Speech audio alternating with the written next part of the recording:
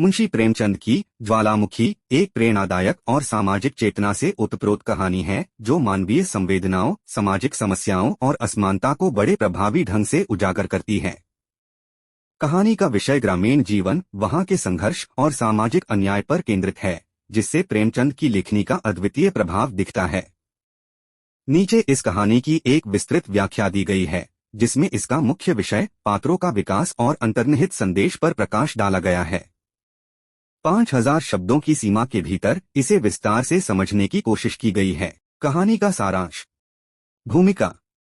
कहानी ज्वालामुखी एक छोटे से गांव की पृष्ठभूमि में घटित होती है, जहां का सामाजिक ढांचा असमानता और शोषण से भरा है। कहानी की नायिका गोमती एक गरीब परिवार की महिला है, जो अपने आत्मसम्मान और अधिकारों के लिए संघर्ष करती है। उसका जीवन उन सामाजिक और आर्थिक चुनौतियों से भरा है, जिनका सामना ग्रामीण भारत में अधिकांश महिलाएं और गरीब लोग करते हैं। कहानी का मुख्य विषय गोमती के संघर्ष, उसकी आत्मनिर्भरता और उसे मिले सामाजिक अन्याय के प्रति विद्रोह पर आधारित है। प्रेमचंद ने अपने समय की सामाजिक संरचनाओं पर गंभीर कटाक्ष किया है और अपने लेखन में मानवता के प्रति गहरी संवेदनशीलता प्रदर्शित की है। मुख्य पात्र गोमती, कहानी की नायिका, जो गरीब और परिश्रमी है, परंतु समाज की अन्यायपूर्ण दृष्टि के कारण जीवन में कठिनाइयों का सामना करती है। वह अपने आत्मसम्मान और गरिमा के लिए संघर्ष करती है। राम सिंह गोमती का पति, जो आर्थिक तंगी और सामाजिक दबावों से ग्रस्त है, वह अपनी पत्नी को समझने में असमर्थ रहता है और अंततः अपने अहंकार के कारण उससे दूरी बना लेता है। चौधरी साहब गांव के प्रमुख और सामंती विचारधारा के व्यक्ति हैं, जो अपने अधिकारों का दुरुपयोग करते हैं और ग्रामीणों का शोषण करते हैं। कहानी का विस्तार।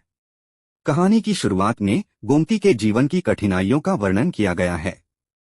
वह एक मेहनती महिला है, जो अपने परिवार की आजीविका के लिए कड़ी मेहनत करती है, परंतु उसके पति राम सिंह और गांव के सामंती समाज का उसे लेकर रवैया बेहद अपमानजनक है। प्रेमचंद ने इस स्थिति को बड़े ही मार्मिक ढंग से चित्रित किया है, जिसमें दिखाया गया है कि किस प्रकार महिलाएं, विशेष रूप से गरीब वर्ग की महिलाएं, समाज द्वारा शोषित होती हैं। गोमती का संघर्ष केवल उसकी आर्थिक स्थिति तक सीमित नहीं है, बल्कि वह अपने आत्मसम्मान और स्वतंत्रता के लिए भी लड़ रही है। गोमती का पति राम सिंह समाज के पुरुषवादी दृष्टिकोण से प्रभावित होकर अपनी पत्नी को केवल एक वस्तु के रूप में देखता है। वह गोमती की मेहनत और उसके संघर्षों की सराहना नहीं कर पाता।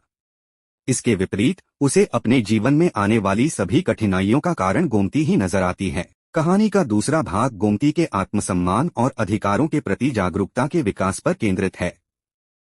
वह यह समझने लगती है कि उसकी स्थिति केवल उसके पति और गांव के सामंती ढांचे की वजह से है। उसकी आत्मा में विद्रोह की ज्वाला जलने लगती है और वह अपने अधिकारों के लिए खड़ी होने का निर्णय लेती है। संघर्ष और विद्रोह का रूप। गोमती का विद्रोह कहानी का सबसे महत्वपूर्ण मोड़ है। वह अपने पति से अलग हो जाती है और अपने आत्मसम्मान के लिए समाज के विरुद्ध खड़ी होती है।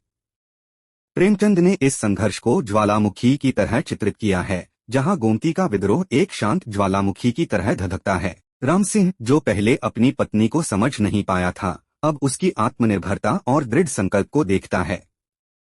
उसे महसूस होता है कि गोमती के प्रति उसका व्यवहार अन्यायपूर्ण था, लेकिन अब गोमती अपने जीवन में आगे बढ़ चुकी है और अपने संघर्षों से जीत हासिल करने के लिए दृढ़ संकल्पित है। समाज का चित्रण।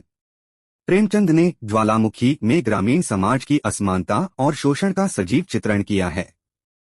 गांव के चौधरी साहब, जो सत्ता और अधिकार के प्रतीक हैं, ग्रामीणों का शोषण करते हैं।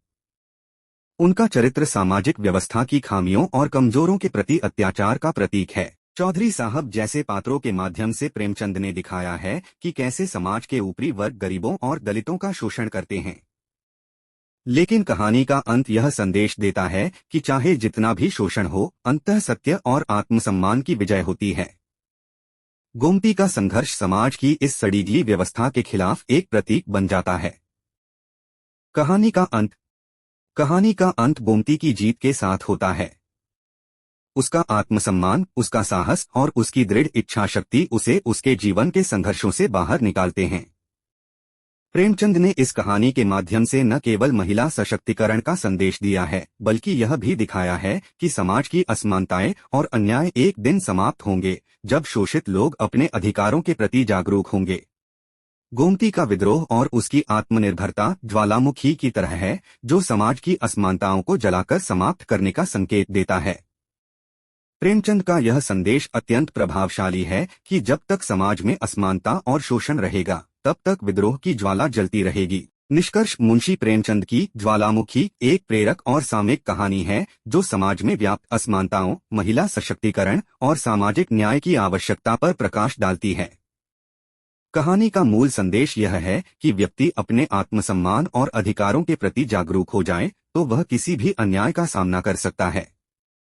गोमती का चरित्र हमें यह सिखाता है कि समाज में चाहे कितनी भी कठिनाइयां हो, अगर व्यक्ति के अंदर साहस और आत्मसम्मान की ज्वाला धधकती हो, तो वह समाज के शोषणकारी ढांचे को नष्ट कर सकता है। अगर आपको यह वीडियो पसंद आया हो तो इसे लाइक और शेयर करें, और ऐसे और वीडियोस के लिए मेरे चैनल को सब्सक्राइब जरूर करें।